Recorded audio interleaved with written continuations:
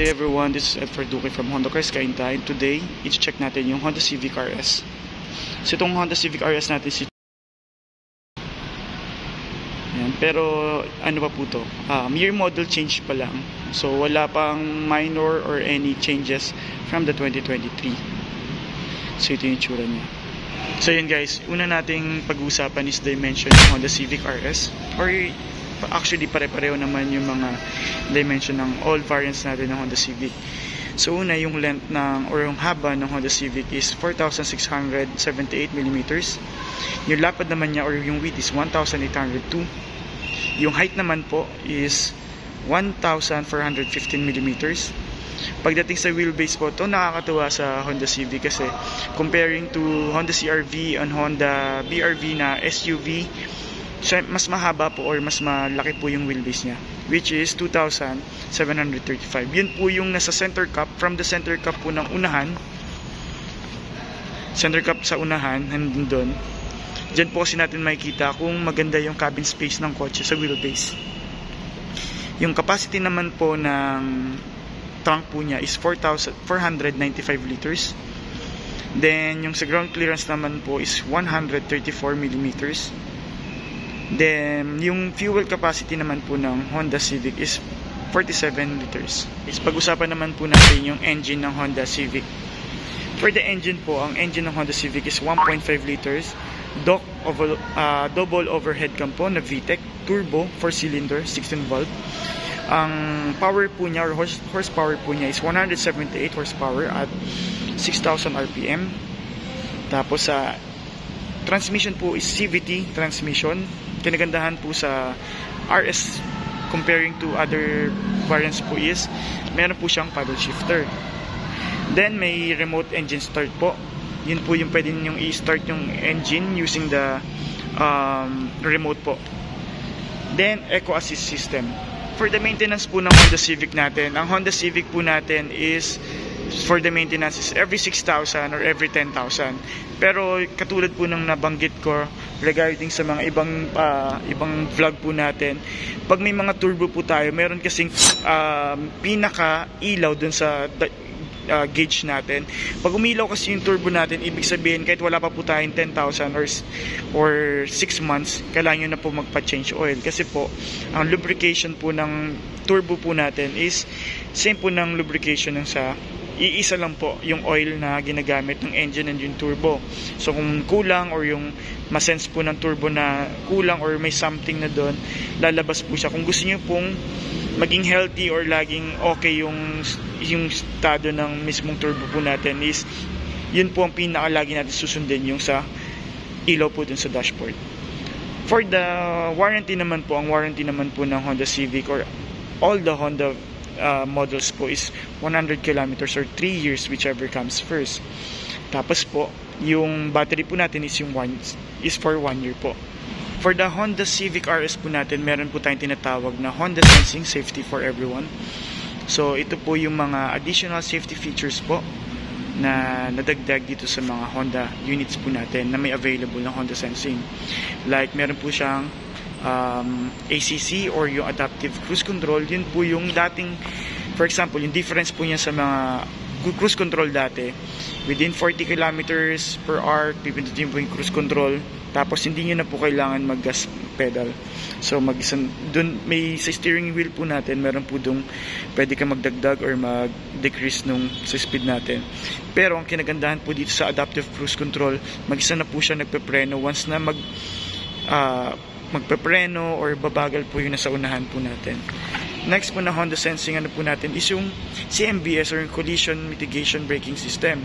So for example, pag naka-on po yun, lagi pong maganda po yun laging naka-on. If ever na bigla po tayo na-distract habang nagda-drive and biglang kung any reason na biglang nagpreno or sudden brake na sa unahan natin and hindi po tayo aware, mag-isa po magpepreno si Honda Civic.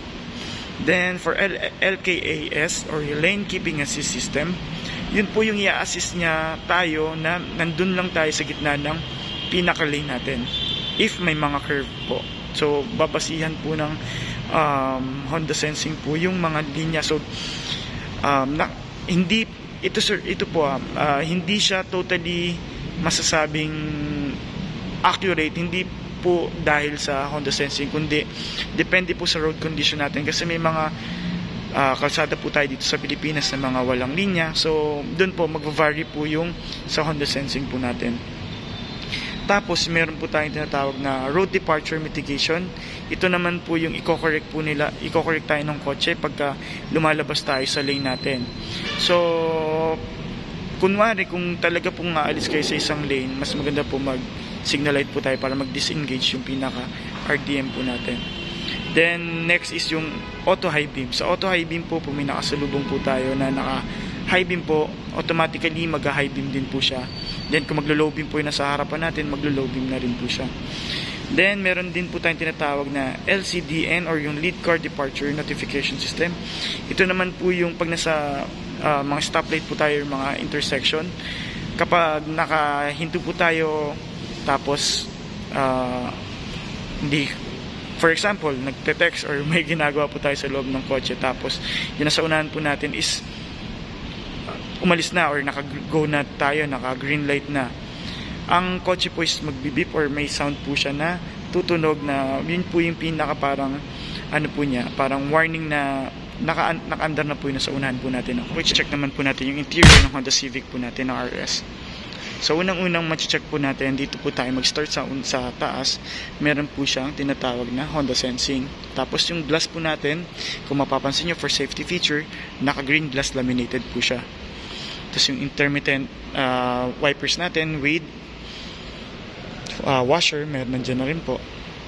Tapos yung hood natin medyo mahaba siya, very elegant po and sporty yung itsura niya. Yan po. Tapos for safety din na rin po, may yung lahat po ng part ng kotse natin, may tinatawag po tayong crumpled zone doon. Yung crumpled zone po doon, yung crumpled zone po kasi is if ever na ma-involve po tayo sa accident or sa collision, siya po yung mag-absorb or magle-lessen ng impact or force para hindi po maramdaman ng mga passengers sa loob ng kotse.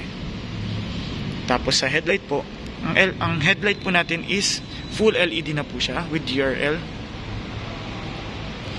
Then yung grills niya is matte with RS badge. Yan po. Then for the fog lights po natin, yan naman po is LED na rin po. Sa side naman po tayo ng Honda Civic. Ito po yung mga difference niya from the other variants po. So number 1, itong mugs niya is 18 inches po na matte finish po. Sa mga other variant po natin like V is 17 inches lang po and two-tone. So ito po very elegant, and kung napanood nyo po yung Type R ko na vlog, ganito po halos itsura niya, pero 19 inches po siya. Tapos for the brake po, sa unahan is ventilated disc brake. Side mirror po natin is high gloss black for the RS. Yan po. Tapos ito po kinagandahan ng side mirror natin, naka-integrated na po siya na side turn lamp. Sa kabilang side naman po, dito, sa kabilang side is meron po tayong tinatawag na lane watch. So for the RS lang po siya. Yan, lane watch. Itong camera po na yan. So yan po kasi is blind spot po ng driver itong side na to, itong passenger side. Then dito po is matte black finish. Yan po for the V variant po, naka-chrome siya. Kasi bakit po siya naka-chrome? Kasi ito pong RS variant po natin is more on yung pinaka-target natin is gustong sportier yung look. While yung sa B variant naman po natin is more on parang luxury or parang very elegant po. Then high gloss black po yung natin, yung pinaka-door handles. Yan. Then naka-smart entry na din po siya. So balik tayo dito sa side mirror natin. Sa side mirror natin, ang kinagandahan po nito, every time na maglo-lock po tayo, magfo-fold po siya. Automatically magfo-fold po yung side mirror natin. Tapos dito sa baba, sobrang ganda kasi parang kala nyo naka side skirt siya, pero wala po siyang side skirt. Stock lang po yan ng Honda Civic. Then sa likod naman po, yung pinaka braking system po natin is solid disc brake po. Ayan. Dito naman po sa taas, makikita nyo is high gloss black. Tapos dito po sa rear, papunta na po tayo dito sa likod. Sa rear naman po, makikita po natin dito, meron po siyang ISOFIX. So dito po natin ina-anchor or nilalagay po or kinakabit yung mga car seats po ng mga bata. Tapos defogger po. Yan.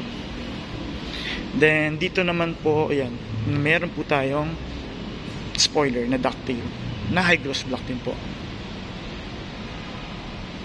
Dito po naka-RS badge Honda Civic. Tapos yung taillight po natin is all ano po siya, LED combination. Combination po siya kasi bulb pa rin po tong sa signal lights po natin. Then isa po niyang difference is mayroon po siyang tailpipe finisher kasi dalawa po yung ano niya. Lahat po ng mga turbo na unit po natin dalawa po yung exhaust niya. Pero ito po kasi itong silver na yan, yung mataba po dito sa mismong tambucho niya, tailpipe finisher po tawag dyan. Sa iba po kasi, or yung sa V-variant po, para po siyang, kala nyo parang ano lang, plain lang or parang tubo lang siya.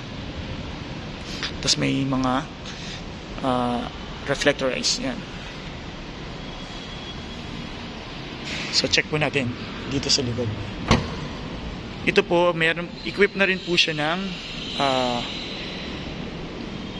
reverse cam. Yan. Tapos ito po yung pinaka ano po natin, trunk. Yan, ito may mating po tayo na libre. Tapos ang kinagandahan po ng All Civic po natin, na-fold po natin na 60-40 yung nasa likod na upuan natin. Para saan po yun? If ever, for example, bumili po tayo, nag-shopping po tayo, and may mga nabili po tayo medyo mahaba, nakasya naman siya papasok dun sa cabin space or sa loob ng cabin or second row. Like TV, for example, nakalusot po siya hanggang dun sa loob ng second row.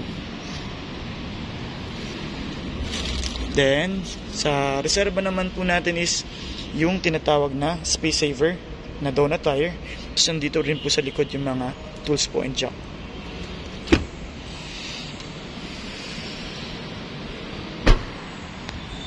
Tapos yan po, dito po yung third brake light nya. Hindi po siya, wala po siya dito sa spoiler. So yun yung exterior ng Honda Civic.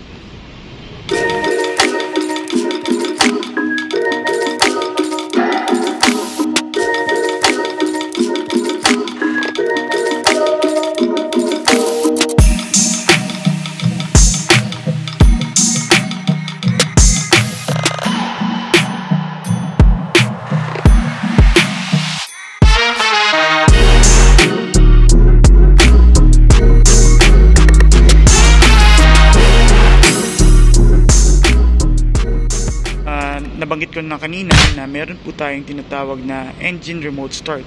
So para saan po yung engine remote start? Engine remote start po if ever na nakapark po tayo sa mga open area and medyo mainit yung loob ng cabin po natin, pwede po natin i-start yung kotse using the engine remote start. For example, ganito po gamitin siya. Pindutin po natin yung lock and yung itong sa may circle po, i-hold po natin siya until mag-start po siya. So yan, ngayon naka-start na siya. Naka-start na yung mismong ano natin, engine, tapos pati yung aircon po niya. So lumalamig. So na guys, dito na tayo sa loob ng Honda Civic RS. So check natin yung mga features.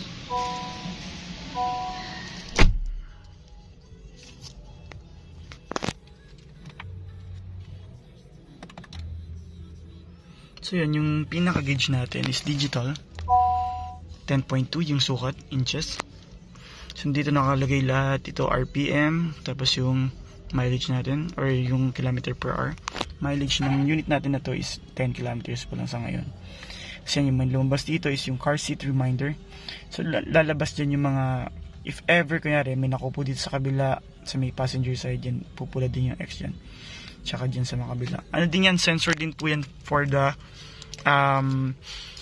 sa airbag po, kasi naka curtain airbags na po to. So may tendency po na may mga instances po kasi na hindi pumuputok yung mga airbag. If ever na, yun, number one, dapat naka seatbelt po kayo lagi. Kasi pag hindi po kayo naka seatbelt, yun, hindi siya madedetect ni ng kotse na kung may passenger po yung nasa nakaupo. So ito, ganun din po siya. So yan, may mga car seat reminder po. If ever na may maiwanan kayong bagay din sa likod na medyo mabigat, yan, makikita po ninyo na may parang ano po doon, may mga parang reminder siya if ever na may naiwan kayong bagay or bag. Yan, ganun. Tapos lahat yung mga details dyan, yan, yung si gasolina, yan. Even the channel nandito na rin, lumalabas din dito yung sa Honda Sensing, dito sa part na yan. So check natin. Ayan, apps, customize display, pwede nyo customize yung display nito. Yung apps, pwede nyo i-check yung mga apps din.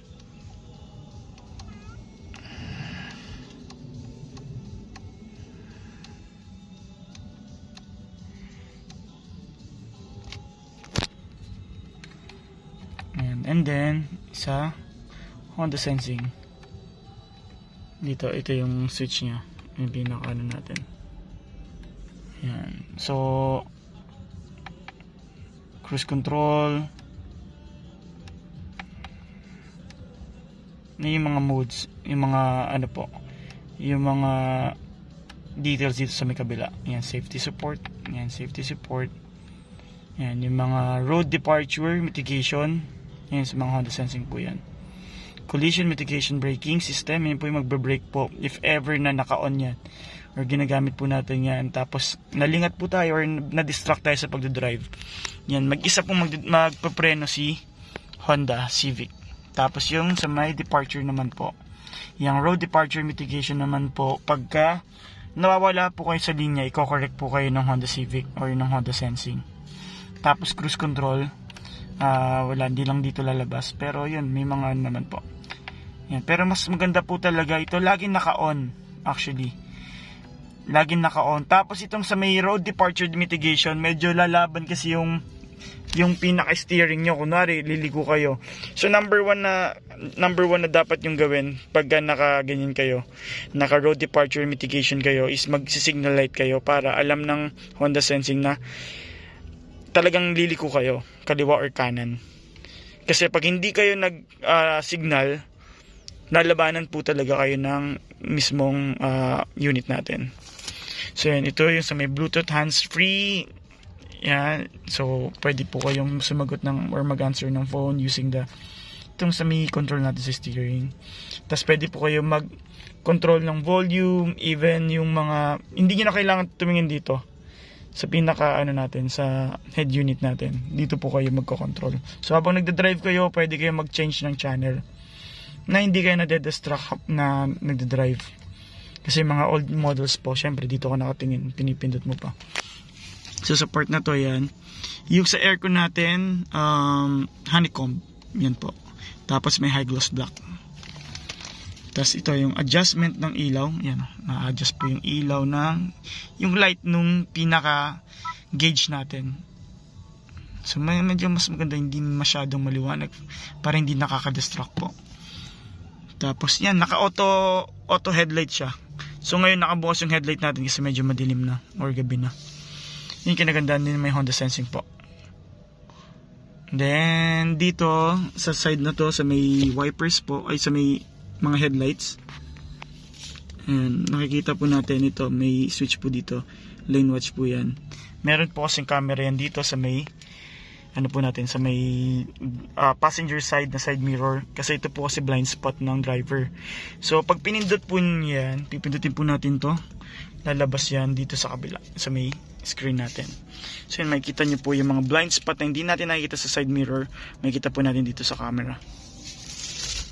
So and then, ano pang makikita natin? Steering. Itong steering natin, may red stitch siya, tapos yung pinaka materials po ng steering natin is leather po. Tapos dito, hindi siya plastic. Urethane po siya na na parang leatherette po. Tapos syempre, yung mga issue po kasi ng mga lumang kotse or yung mga, even yung mga 2011 models po ng mga ibang brand po kasi, pumuputok yung dashboard. Never naman nagkaroon ng issue si Honda na pumuputok yung materials ng dashboard. So yun. Tapos dito, may silver, po siya, accent. Tapos may ambient light po siya para sa mga sidings for the driver side and the passenger side. May pula pong yan. Ilaw po yan. Tapos yan, yung silver na door handles. Tapos, ayan, meron po tayong switch ng saan natin. Power fold po. Power fold, side mirror po kasi ito.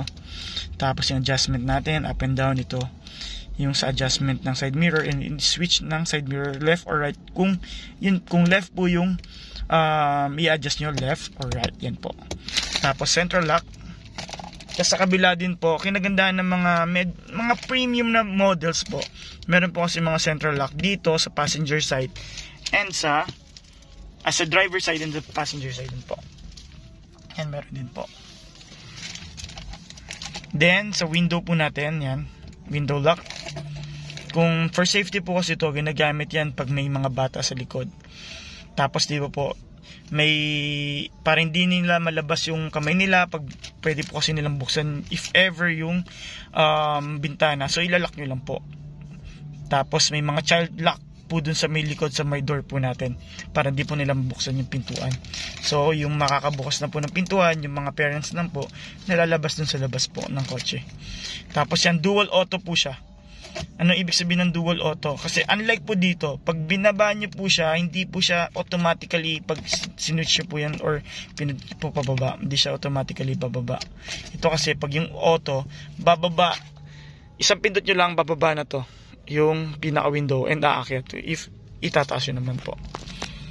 Tapos yung pedal po natin is for RS pedal po, sportive pedal po. Hindi nyo kailangan bumili ng accessories po na para mapaganda yung pedals po. Itong RS po natin, lahat ng RS na ganyan po. Even the CP, nagayan na rin po. Tapos yan po, leather, tas high gloss black, yan. Tas Honda badge.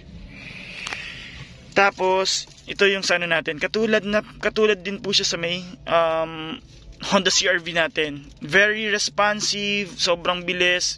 Yan, medyo hirap lang siyang galaw-galawin kasi meron po siyang screen protector. So pag tinanggal po yan, mas napakaano na po yan. Navigation, may sarili na po siyang navigation. Ayan o, mabilis po yan. Napakabilis nung processor po nung natin, yung sa display natin. Tapos yan po, honeycomb,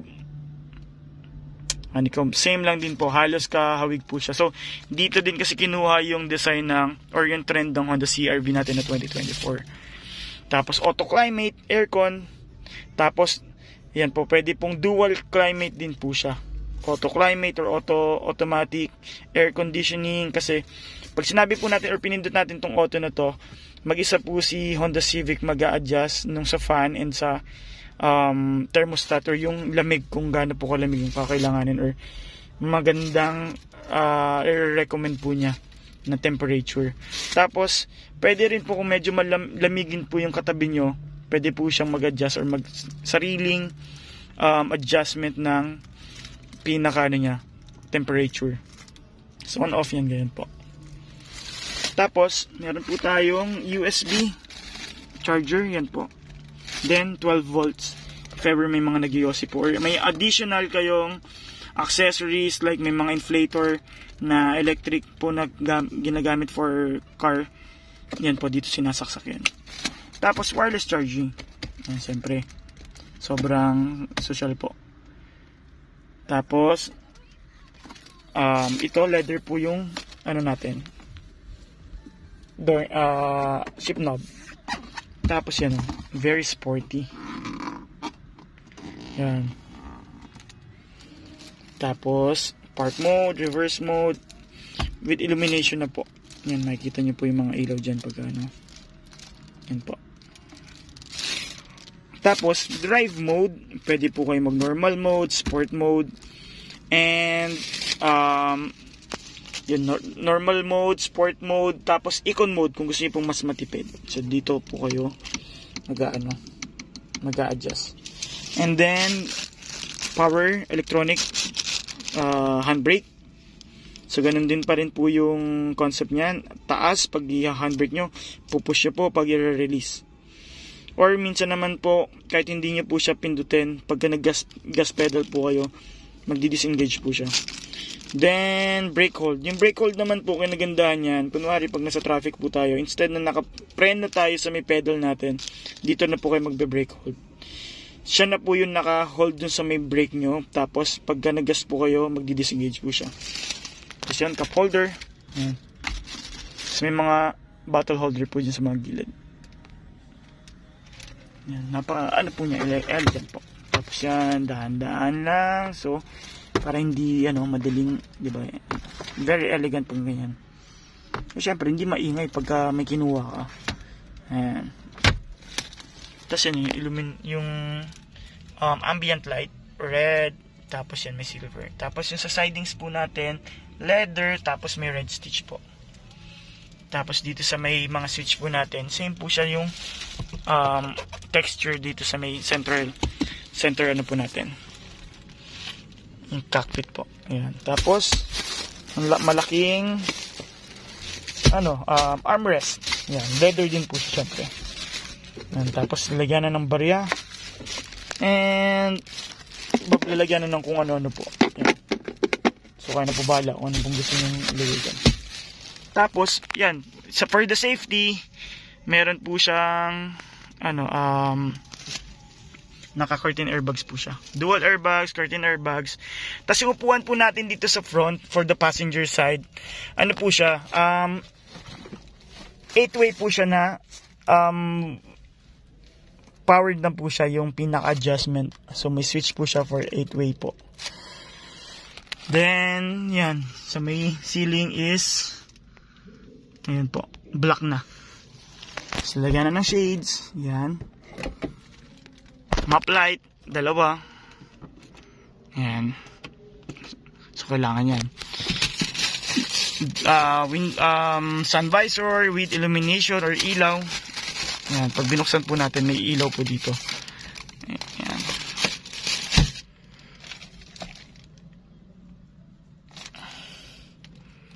And very elegant po. Sporty, elegant. Yan po yung Honda Civic natin.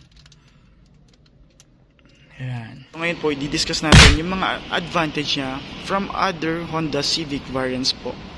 Or yung mga wala sa mga ibang Honda Civic variants po. Yung una pong makikita po natin na difference is yung paddle shifter po sa loob na pwede po tayo mag-manual transmission using the paddle shifter na located po sa likod ng steering wheel po natin. Next po is yung mga sa grills po is meron po tayong RS badge. And then for side mirror and mga door handles po is naka high gloss black, pati yung shark fin antenna po natin. Then sa high gloss black po na spoiler, si RS lang po meron. Tailpipe finisher po yung sa may likod, sa may tambucho po. Then, yung sa mags naman po is naka 19 inches po versus na naka 18 inches na mags versus sa naka 17 inches na sa mga VNE. Then, yung 8-way po na power adjustable seats. So, naka power seats na po to. RS lang po ang meron nun. Tapos, yung leather and suede for RS lang po yun. Tapos yung pinaka ceiling po natin is naka-black na rin po for all variants po ng RS po natin. Even sa CT and sa mga BRV po, naka-black po yung interior. And then sports pedal po, yung gas pedal natin and yung brake pedals po natin, naka-sports pedal. Sunglass holder. 10.2 digital display po for the Type R Civic RS po natin. Ambient light po dun sa may passenger side and driver side, yung kulay pula po. Auto dimming rear view mirror po natin, nag-auto dimming po yung rear view natin. 9 inches touchscreen display with navigation. Tapos yung wireless charger po natin.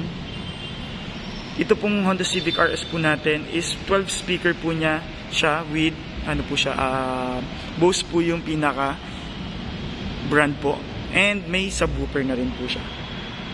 Dual zone automatic air condition system, yung pwede pong mag-set yung driver or yung passenger side ng ibang temperature po. So yun po yung mga difference po niya. Then sa ano po is naka dual front airbag po plus side airbags and side curtain airbags po for RS variant po natin. Lane watch camera po for RS lang din po yun. Then yung sa all passenger na reminder po sa seats, yun po yung makikita natin sa gauge. Pag may nakaupo po, may nakalagay pong X na pula sa pinaka gauge po natin. So meron na rin po siya, aside doon, sa lahat naman po ng variant ng Honda Civic, meron po siyang walkaway auto door lock. Yun po yung pag nakalimutan yung mag-lock yung kotse po natin or yung Honda Civic, within 25 meters po, automatically magla-lock po yung Honda Civic. Auto door lock or unlock, G-Con body structure, yan po yung meron na tayo. Then hill start assist, yun po yung pag nasa medyo matarik po tayo, hindi po siya basta-basta ang aatras or aabante.